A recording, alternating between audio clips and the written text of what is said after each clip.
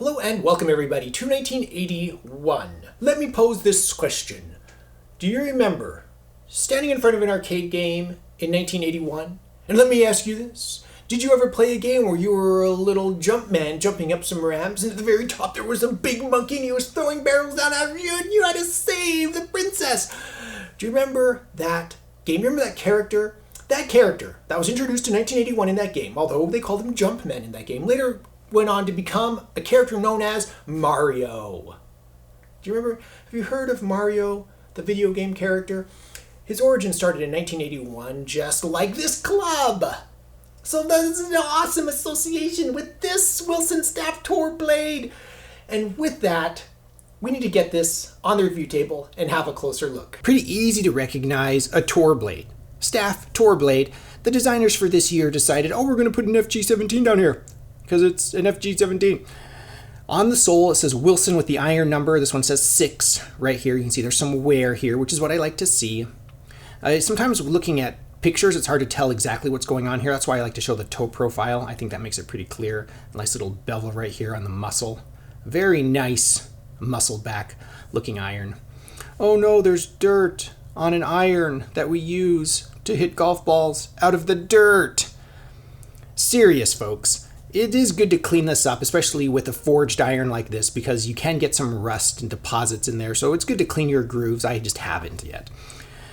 And as we move up the hosel right here, did I call it a hosel? Sorry, the hosel, you can see some cosmetic crimping. It's not quite a mishmash knurling, but it's kind of vertical. Maybe you could call that a knurling. And then there's a gap. I need to fix this. Just a gap between the ferrule and the iron. Usually I just use a blow dryer, and it seems to work fine. I'm looking for a serial number. I don't see a serial number on the ferrule. It's just a gold ring ferrule right here. As we move up, there's a red line right here. Is that true temper? Is that a sign of true temper? Move up the stepped shaft. Here's my little masking tape. I always put the year 1981 to help me identify it. This is a pro-only Cordy grip. Not sure if this is going to show up on focus, but it's a Golf Pride. What does it say here? Cord velvet. All cord velvet, made in the USA. Golf Pride. So it's a good looking blade. I mean, I have no complaints looking at it here. I guess ultimately we need to get it out onto the range and see how it feels.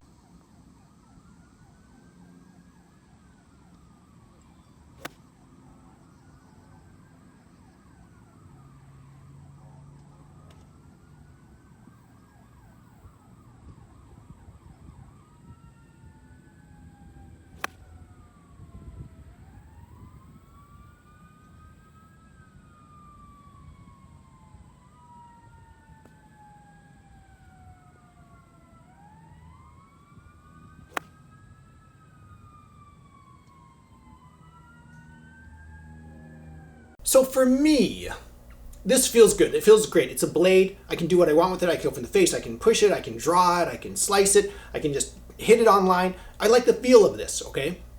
Now, here's my problem. The biggest problem with the 1981 Wilson Staff FG-17 is the previous model. Why do we need why do we need FG-17 down here on the top line?